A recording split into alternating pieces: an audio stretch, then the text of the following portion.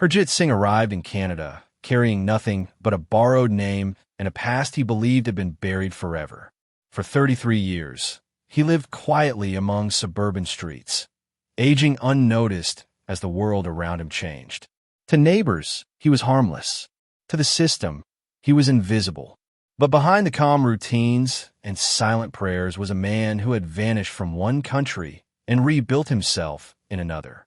When a forgotten file resurfaced and technology connected dots that time could not erase, Harjit Singh's carefully controlled life began to unravel, exposing a story of deception, escape, and consequences waiting patiently at the edge of old age.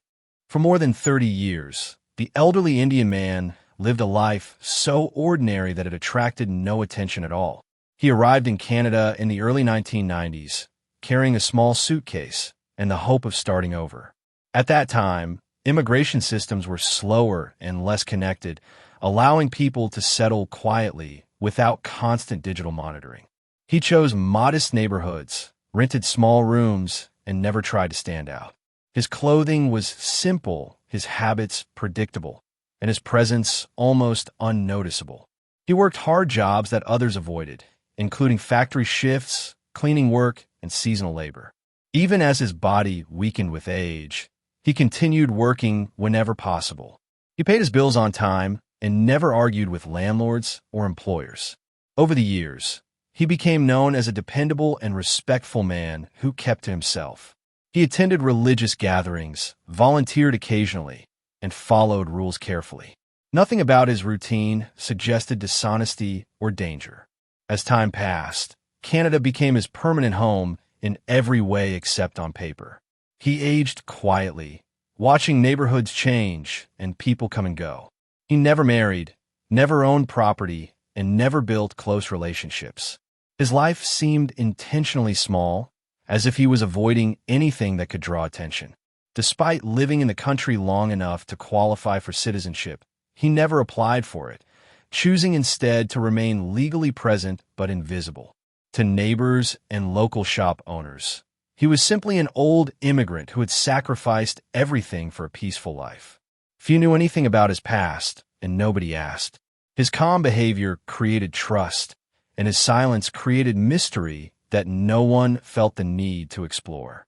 For decades, his life moved forward without interruption, built carefully on routine, discipline, and the belief that the past had been left far behind. The turning point came quietly, without warning or public attention. A routine internal review within Canada's immigration system triggered the reopening of thousands of old case files that had been converted from paper to digital records. Among them was his file, untouched for decades and rarely accessed since his arrival. At first, there was nothing alarming, just incomplete data fields and outdated identification formats common in applications from the early 1990s. However, as the system cross-checked historical entries with modern biometric databases, subtle irregularities began to appear. Dates were slightly misaligned, spellings of names varied across documents, and one reference number linked to another individual in a different jurisdiction. These errors could have been clerical mistakes, but immigration officers were trained to treat even small inconsistencies seriously, especially in cases involving long-term residents who had never updated their status. What began as a technical review quickly evolved into a formal investigation. Archived documents were requested from storage facilities, and international verification channels were activated. Officers compared entry records, travel histories, and identity documents submitted over the years. The deeper they looked, the more they realized the file did not follow the normal pattern of a lawful immigrant who had spent decades in the country. One detail raised particular concern. His original identity documents lacked independent verification from his country of origin, something that was sometimes overlooked in the past, but no longer acceptable under current standards. This gap prompted authorities to contact foreign agencies for confirmation. The response they received did not fully support the identity he had claimed. By the time he was notified of the review, the process was already beyond his control. The investigation had shifted from administrative cleanup to a serious examination of how he entered. As investigators continued their work, Attention shifted from paperwork errors to the identity itself.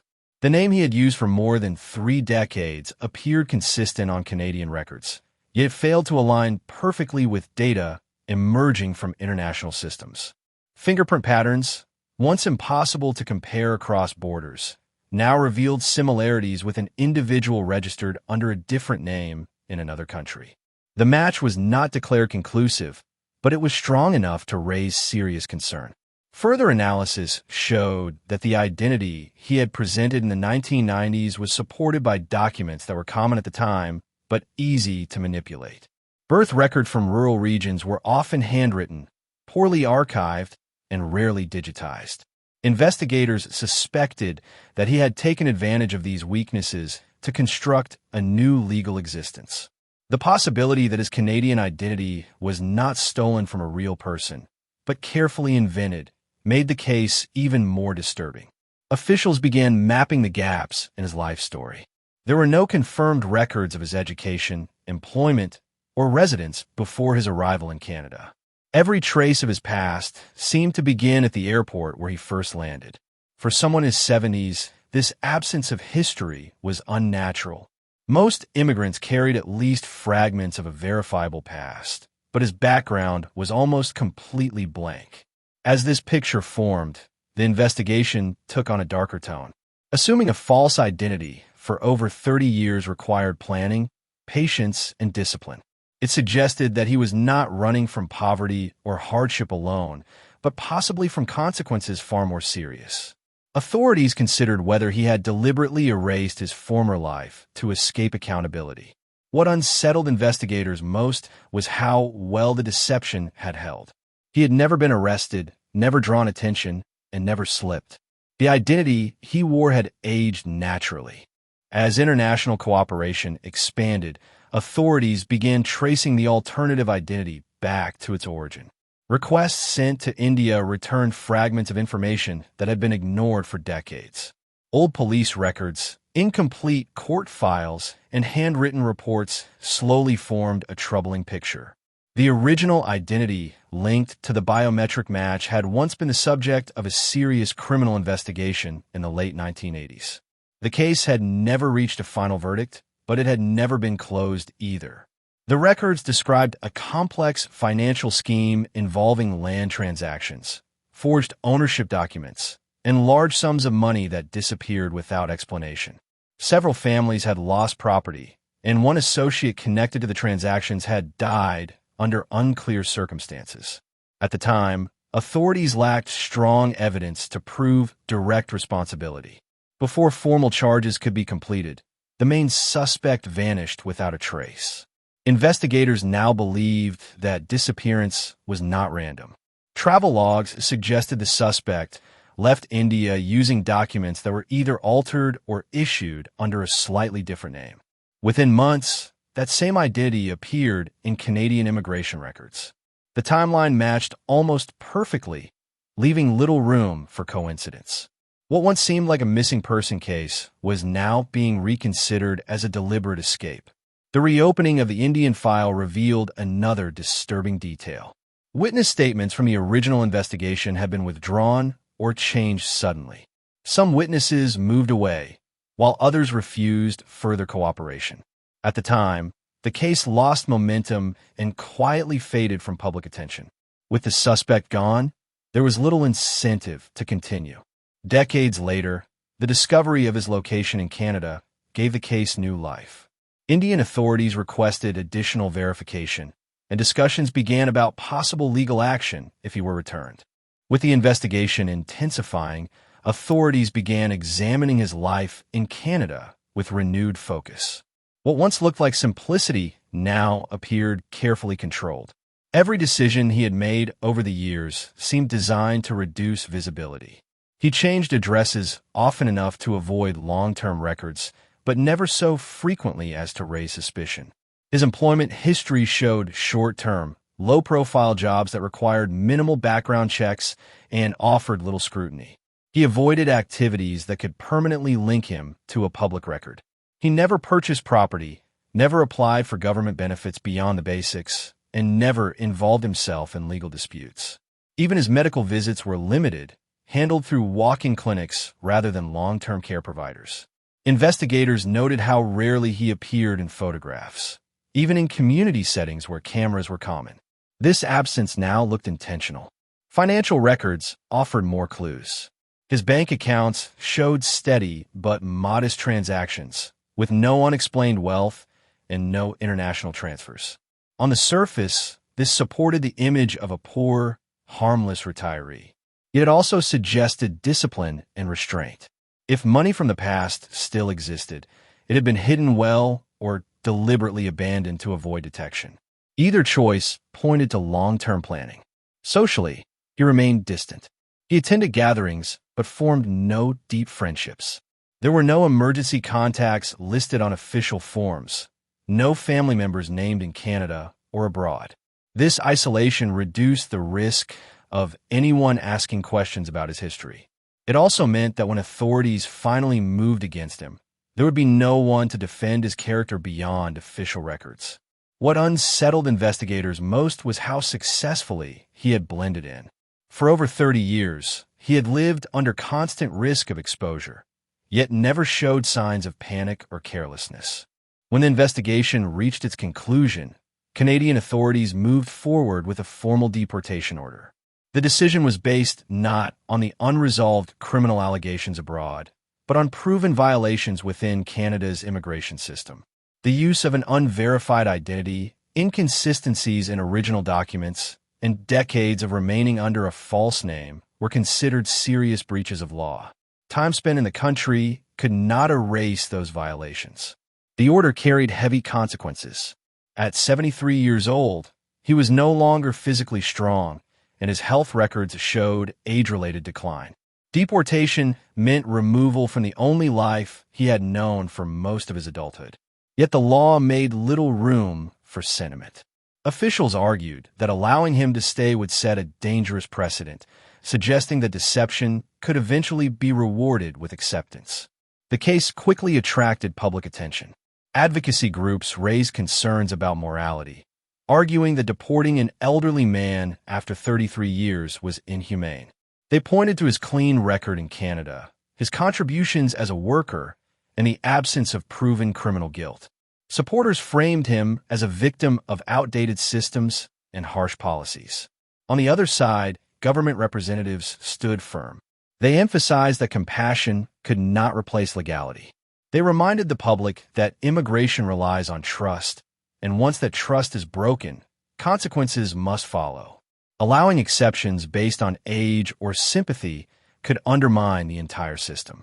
As appeals were filed, the man's remaining time in Canada became uncertain. Each legal step brought more scrutiny, more paperwork, and more attention to his past. What had once been a silent life was now debated publicly, dissected by officials and observers alike. The deportation order transformed him from an invisible resident into a symbol of a much larger conflict between law, time, and accountability. As the deportation process moved closer to completion, new developments shifted the case into a tense race against time. Information shared between Canadian and Indian authorities triggered renewed activity on both sides. What had once been treated as a historical matter was now considered active again. Investigators in India began locating surviving records, tracking former associates, and identifying individuals connected to the original events. Each discovery increased the likelihood that legal action would follow his return. The passage of time complicated everything. Many potential witnesses were elderly, some had died, and others could no longer be located. Physical evidence was limited or degraded. Despite these challenges, investigators believed the long absence of the main suspect itself suggested intent to escape. His sudden disappearance decades earlier, followed by the construction of a new life overseas, raised questions that could no longer be ignored. Back in Canada, the legal clock continued ticking. Appeals were exhausted, and extensions became harder to justify. Immigration detention was considered, not as punishment, but to ensure compliance with removal orders. The calm routine that had defined his life vanished, replaced by uncertainty and constant monitoring. Every administrative step reduced his remaining control. Public interest surged again as media reports hinted that he could face arrest upon arrival in India. The narrative shifted from deportation to possible prosecution. Supporters grew quieter, unsure how to respond to the resurfacing allegations. Critics argued that justice delayed was still justice owed. The most unsettling aspect was the uncertainty. There was no clear outcome waiting for him, only possibilities. Arrest, interrogation, or legal limbo all loomed ahead. For decades, his survival depended on predictability and silence. Now, unpredictability ruled. The past he had outrun was no longer chasing him slowly. The case reached its end not with a dramatic conclusion, but with a heavy sense of inevitability. After decades of living unnoticed, the man's life was now defined by records, investigations, and unanswered questions. Whether he was ultimately prosecuted or simply removed from Canada, the quiet existence he had protected for so long no longer belonged to him. His name, once unknown, became permanently tied to suspicion and unresolved history. The truth remained complex and incomplete. The allegations connected to his past were serious, yet time had weakened the ability to prove them beyond doubt. What could be proven was the deception that allowed him to live freely for 33 years. That deception, more than any accusation, shaped the final judgment against him. It showed how a carefully hidden past could survive for decades, only to collapse under modern scrutiny. His story forced uncomfortable questions. How long should time protect someone from accountability? Can a peaceful life erase the harm left behind? Does age reduce responsibility, or does it only delay consequences? These questions remained unanswered, debated by authorities and observers alike, with no clear moral resolution. In the end, the case became a warning rather than a verdict. It demonstrated that borders, distance, and silence can delay justice but cannot eliminate it. Systems change, technology advances, and forgotten files resurface. What once seemed safely buried can return without warning. For the man at the center of it all, the final chapter was defined by loss. Loss of anonymity, loss of control, and loss of the future he believed he had secured. His journey ended not with closure, but with the quiet weight of a past that refused to stay hidden, proving that time does not forgive deception, it only waits.